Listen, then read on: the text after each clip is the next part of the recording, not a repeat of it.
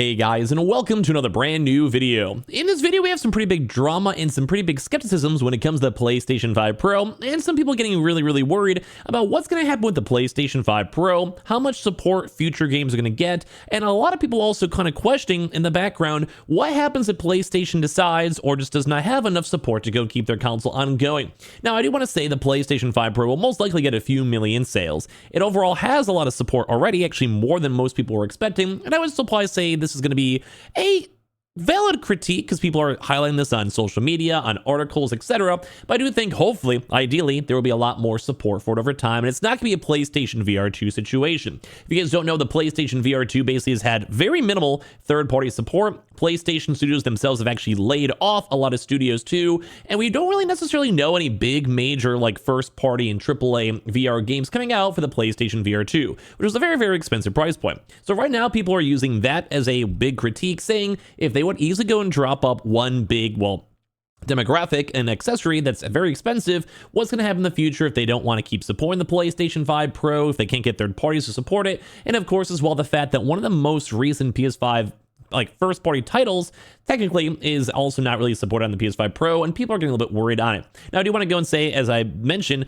we're most likely going to have a lot of PS5 Pro support. I have a little bit of faith in PlayStation, Sony 4. We got a lot of PS4 support, and of course, not every game on the entire planet is going to have support. That's totally fine, but I do think at the end of the day, it should mostly be chill, but it's just a valid critique and something to go watch, because we've only had the console out for a week, so we'll have to see in a few months, few years, or whenever the console life cycle is all done. So let's go and talk about this, and I would love to hear your thoughts and comments on everything down below. Make sure you guys are subscribed with the notifications on here for the PS5 Pro giveaway, gaming news, all that good stuff. Our second YouTube channel, we're going to be doing some live streams and future content over there. We have the 2 Twitters and the Twitch down below for bonus giveaway entries. And of course, use the affiliate links down below in case you guys want to pick up your own PS5 Pro if you think it will last a little bit longer than a few weeks, and I think it most likely will. So first and foremost, kind of the biggest issue over here is that right now, the PS5 Pro, and I've seen this on social media, we're now seeing articles about this, discussing that there's a big issue with the PS5 Pro. Saying the new PS5 game already highlights a huge issue with the PlayStation 5 Pro, saying this isn't a good sign for the future of the PlayStation 5 Pro. Now, obviously, the doom and gloom and kind of maybe even having the hater squad usually does get good clicks and views on YouTube, which I don't like. If you guys ever know, I'm a pretty self-aware person where there's a reason why my titles are all in all caps, because I even said this around 5,000 videos ago. I'm just gonna have fun on YouTube and probably just all caps almost every one of my videos. I should probably stop doing that at some point because some people that are new don't get the vibe of it, but I've always just taking YouTube as a fun thing. It's not my main job, so have fun with them. Oh my god, crazy, Xbox is dying, whatever type stuff. I'm usually hopefully pretty level headed in my videos. So right now, this is one of those extremists where I don't think this is a big issue, but it could be. It's not the biggest issue now. We've had a really big list of support for the consoles, but it could be if they don't keep pushing for it. Third parties don't want to put the money into it. I think they will, but it is driving up a big issue because it did actually happen right now where a new PS5 game already highlights what could end up being a huge issue with the PS5 Pro. When the PS5 Pro released last week on November 7th, it did so with only roughly 100 games enhanced for it. I think 100 is still pretty good, though, when they say only, but still, some games did not have the Pro support, which is not a very good ratio for a machine that Sony wants PlayStation fans to fork over $700 for in order to enjoy some enhancements. This was bad enough, but it gets worse. Yesterday, PlayStation and Guerrilla Games released LEGO Horizon Adventures, which I actually don't want to play that game, on the Nintendo Switch, the PS5, and PC. It is not the biggest release from PlayStation this generation, which I agree on, but it is a Guerrilla Games, which is a PlayStation Studios game. It's also a Horizon game, which, as you guys know, I like Horizon, but I still never understood why it sells so well and what it does. But it is a big IP that a lot of people know about. And as of right now, this is kind of a big 2025 release because we didn't really have too much else throughout this year. Astro Bot, yeah, sure, game was cool, but we didn't really have anything else super kind of big, I'll be honest with you guys, throughout this year, which is fine. We should hopefully have an event sometime soon, the next few months, maybe, and we do have some things pad out for 2025, but still, yeah, it's a little bit more on the chiller side. So saying in the context of this holiday window is basically just chill. In fact, it is PlayStation's marquee holiday release straight from one of its biggest and most prestigious studios, Guerrilla Games, but for some odd reason, this one does not support the PS5 Pro. Now, I do want to go and highlight and say things like LEGO games are usually more chill. It makes sense. It's on the Switch. I get it. That might just be their justification. The game itself is probably very stylish stylistically chosen, probably really looks really nice. You don't need to have that 8K 30 FPS beautiful glistening ray tracing on the Lego stuff, which I understand, but some people are kind of curious because this is a Guerrilla game, and this is a PlayStation 5 first party game. Like, if this is the very first game that's officially kind of out on the PS5 Pro, that's not like already like a PS5 Pro approved game beforehand, you know what I mean, like the God of Wars and Spider-Mans, etc. Like, people are kind of curious. It's like, hey man, like PlayStation, what are you gonna do? Like, how do you let this kind of go by? This is the very first game that's for the PS5 Pro from the PlayStation departments, from a PlayStation studio. How is it not a glistening example of, even for these like smaller games, utilizing the PSSR, utilizing ray tracing, better shadow effects, and even having like a side and side from the Switch and PS5 Pro? Because I mean, the Switch is outdated software, let's just be honest. So this would have been a fantastic example to go and show the comparison between the two. Now, once again, they may not even need it like as a Lego game. I get it, I understand that. Like, no worries, I'm not going to hold them to too high of a standard, but it's kind of a big thing to go and know. Because that's true, like some people are worried about this. Because kind of go back to the original thesis, if you guys remember what I talked about. Well, first and foremost, they have things like the PlayStation VR 2, which is, in all honesty, that's a flop. Like, I don't like really calling consoles a flop. Like, the Xbox, doing good. Not selling as well as it probably should, but it's not a flop. PlayStation VR 2, flop, without a doubt. Like, I think most people probably watch this would agree, besides the one guy who's playing it, like right now, being like, man, you're super scrubbing.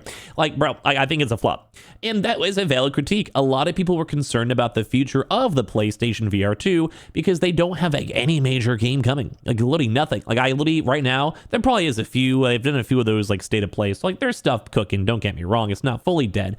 But it's like nothing big. Like, there's no like God of War VR, which would be super cool, like swinging axes doing stuff, or Spider-Man, or whatever it might be. There's nothing like groundbreaking, like a Half-Life 3 that's coming for the PlayStation VR 2. So people who bought the PlayStation VR 2, unless they have PC support, are very skeptical. They don't really know what's going on. They don't know like what's going to happen in the future of it. And that's a rightful critique. That's a rightful comment. So I personally do think the PlayStation 5 Pro is going to be fine. Like, they're going to support a lot of new games. The next major state of play or PlayStation kind of big showcase, they're probably going to promote a lot of PlayStation 5 Pro games, or at least have like little, like, you know, little segments or little like comparison. You know how they did the YouTube videos where it's like the left is PlayStation 5, the right's PS5 Pro. They both look good, but you know, they'll try to pump it out a little bit. Like, that's fine. I think it's going to happen. Without a doubt, they're gonna probably still get a few million sales. We even saw that Japan sold like 80,000 units in the first week, and that's just in Japan, let alone America, the UK, all of that. So I think at the end of the day, it's gonna be a good console. Like, I think it's gonna be a good vibe, regardless. No matter what, it's gonna be good. But this is valid because this is the very first game, like on paper, this is literally the first game within the first week. Like, this is the game they should have been like, let's make something cool happen. Or at least with all the backlog, I mean, they do have a very big list of all their games out here. Like, there's a lot, like Last of Us, Until Dawn's, Ratchet and Clank. Marvel will be confirming it. All the Spider-Mans, all the remastered, Horizon Zero Dawns, Helldivers, Gran Turismos. But there's definitely some other games out there that are being missed as of right this second. We also have third-party games too as well, which are all looking nice and fine. They're you know, they're rolling, they're chilling, they're good.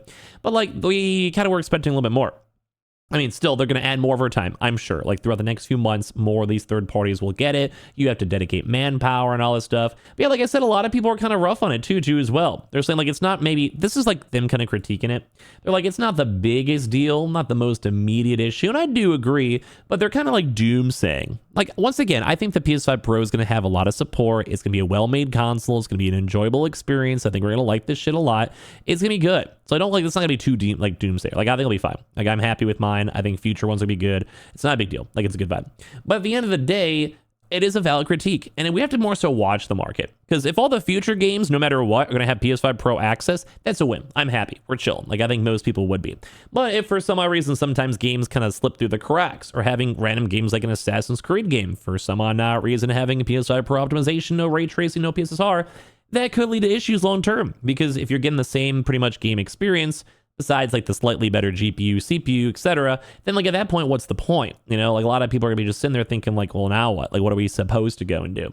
And yeah, that's a valid thing. Like, we've seen a lot more stuff on social media kind of thinking this. I saw a lot of this also on this Lego Horizon game too, which, like I said, they keep on saying there just isn't any enhancements for it. So then they may still add stuff, like maybe the next few weeks, maybe like there'll be a day one patch, who knows? But like I said, there are people that are curious about it, and they are rightfully so concerned about it. The PlayStation VR 2 is the perfect example. I personally think it's gonna be fine. I think they'll add more stuff over time. Future first-party games is almost like a duh that they will. But I think people, based on prior experiences, and maybe they got, like, if they're the enthusiasts with the extra money buying the VRs, maybe they have a rightfully so experience to, like, realize, hey, Like, there is that small chance. I don't think it will happen, but I think it's an interesting conversation point nonetheless. Also, big deal that Destiny 1 might be getting remade. Kind of fun little tweets over there. They were teasing the waters, and they also have a really big price decrease. Maybe because they realized that Destiny 3 might not be in the works for a while. That was apparently canceled. I don't know why. So maybe try to go remake Destiny 1 for a little bit as they maybe decide what they're going to do with the future of Bungie and hope Marathon does well or start cooking on Destiny 3. Who knows? Give me your thoughts and comments and everything down below. Subscribe if you guys are new. Subscribe for the PS5 Pro giveaway. All the bonus links down below and all the affiliate links too. And I appreciate you guys all so much for watching here in the first place.